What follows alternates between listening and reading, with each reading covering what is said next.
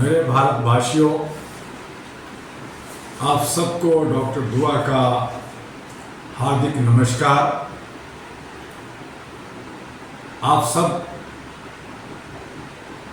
लोकतंत्र की पर्व को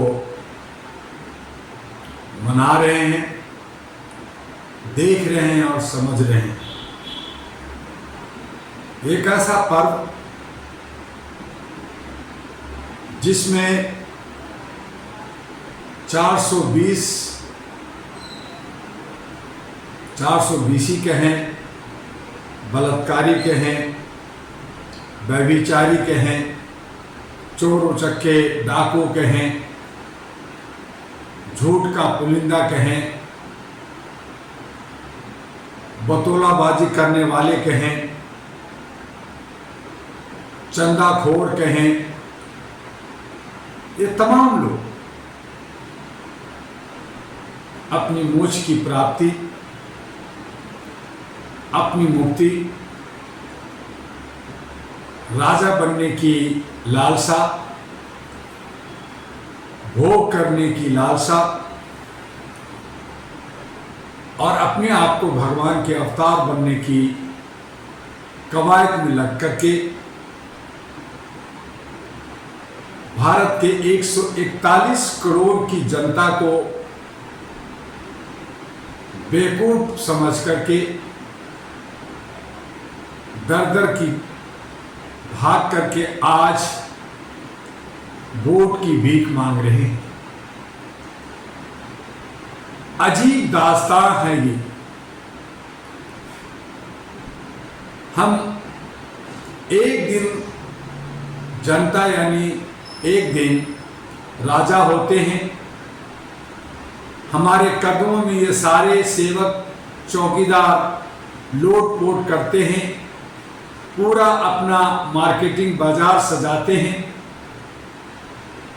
हम उनसे आत्मविभोर होकर के उन्हीं तमाम चोर उचक्कों के बीच से जनप्रतिनिधि चुन लेते हैं। आज जरूरत इस बात की है कि हमें इन तमाम लोगों को देखना और समझना होगा जो एक जगह से दूसरी जगह, दूसरी जगह से तीसरी जगह छलांग मारते रहते हैं, यानी दल बदल करते रहते हैं। समाज को, देश को, अपने परिवार को और खुद को धोखा देते रहते हैं। इनसे हमें सावधान रहना होगा। इन्हीं लोगों की वजह से समाज में जो ये कुरीतियां, समाज के अंदर जो ये बेविचार, ये जो हमारी महंगाई, बेरोजगारी, शिक्षा की स्तर को खत्म करना, सुरक्षा कहीं नहीं होना, ये हमारी सोच पे निर्भर करता है कि हम ऐसे कैसे लोगों को पसंद करें और किसी नहीं पसंद। मैं पिछले 40 वर्षों से जब समाज के अंदर मैं काम करने निकला, उम्र मेरी 60 के करीब हो गई है और 40 वर्षों से इन तमाम लोमड़ियों को मैं देख रहा हूं। ये सब स्वार्थी बनकर के जनता को बेवकूफ बनाने में लगी है और हम बार बार बेवकूफ बन जाते हैं। अब वक्त आ गया है कि इन तमाम लोगों को सबक सिखाने का, इन तमाम लोगों को दरकिनार करने का। जब तक नाली को साफ नहीं करेंगे,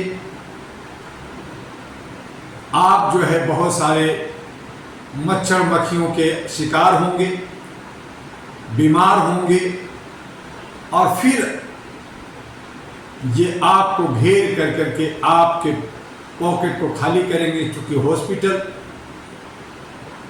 पुलिस, न्यायपालिका, कार्यपालिका, मीडिया सब इनके पॉकेट में होता है।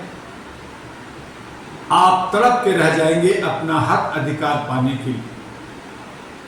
इसलिए जरूरी है कि अपने हक अधिकार को पाना है, आर्थिक आज़ादी चाहते हैं कि रोजगार, शिक्षा, स्वास्थ्य मिले, सुरक्षा मिले, सामाजिक भागीदारी मिले और हमारी तमाम, चाहे वो देश की समस्या हो, चाहे समाज की समस्या हो या क्षेत्र और हमारे गली मोहल्ले की समस्या हो, उस समस्या का समाधान सिंगल विंडो सिस्टम से बड़े ही आराम तरीके से, जिसमें किसी तरह का कोई भ्रष्टाचार ना हो, सब अपने अपनी ड्यूटी करें और अपने अपने हक को प्राप्त करें, ऐसी सोच पैदा करना, ऐसी व्यवस्था बनाना, ये सब तब होगा जब हमारे और आपके बीच में सिर्फ और सिर्फ मानवता की आवाज उठेगी। मानवता ही एक ऐसा रास्ता है, इंसानियत और ह्यूमैनिटी ही एक ऐसा रास्ता है कि हमें भाई उनको मिलाता है, हमारे सामाजिक सौहार्द को मिलाता है, ब्रदरहुड, हमारी अमन और शांति, इन तमाम चीज़ों को देता है। और जब हम अमन और शांति के साथ रहेंगे, जब हम सब आपस में मिल करके मनुष्यता को, मानवता को, इंसानियत को, ह्यूमैनिटी को मान लेंगे, उस दिन न किसी तरह का व्यभिचार होगा, न कोई 420 होगा, न कोई, आज जितनी भी पार्टियां हैं, आज जो सरकार है 400 पार जो कह रही है, वो खुल के नहीं कह रही है कि मैं 420 चाहिए, मुझे 420 ही बनना है।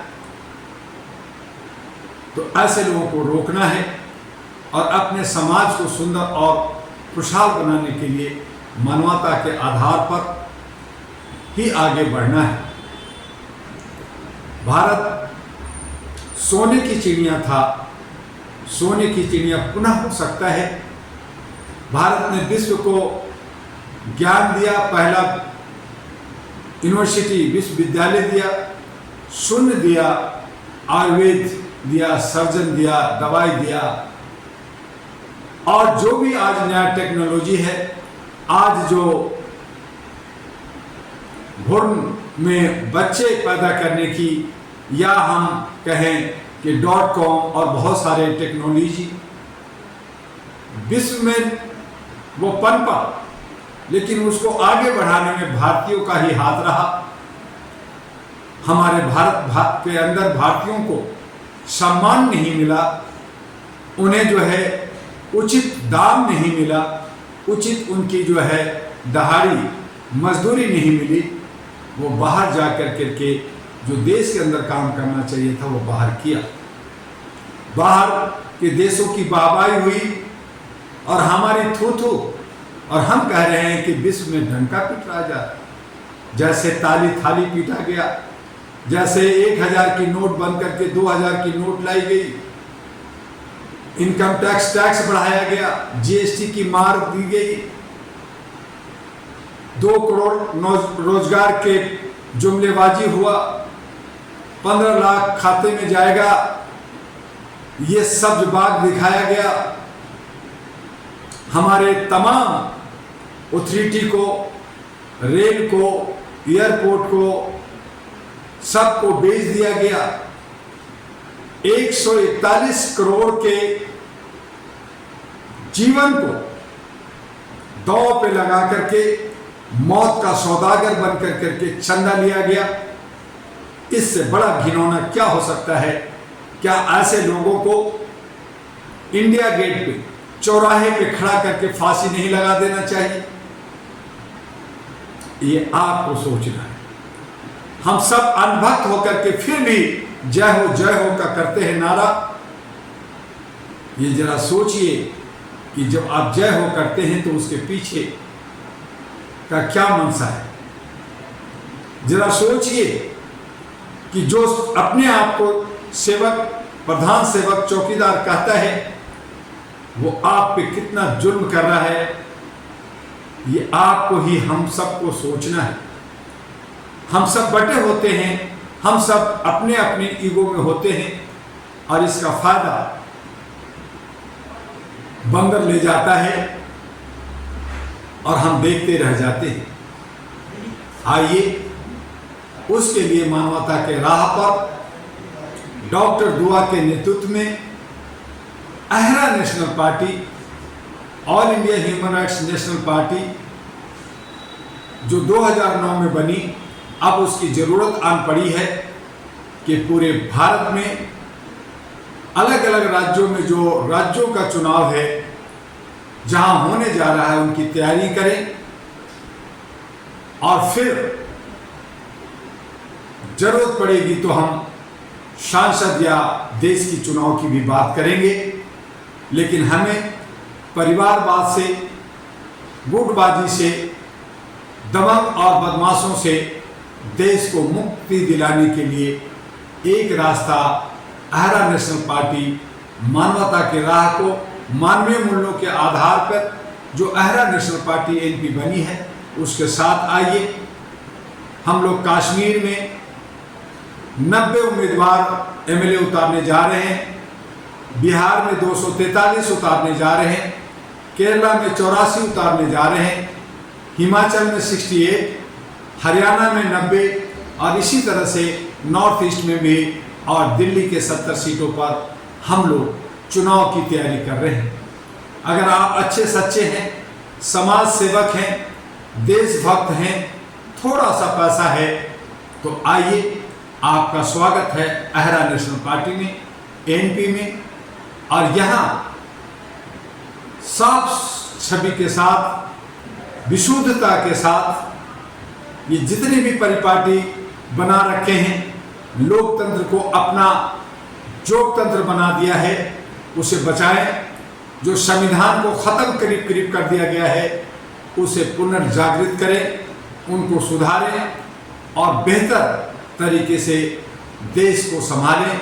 आज बस इतना ही। आपका डॉक्टर एमी दुआ, all India human rights association और अहरा नेशनल पार्टी का राष्ट्रीय अध्यक्ष। आप वोट दीजिए, अच्छे सच्चे को दीजिए। इसी अपील के साथ जय हिंद, जय भारत, नमस्कार।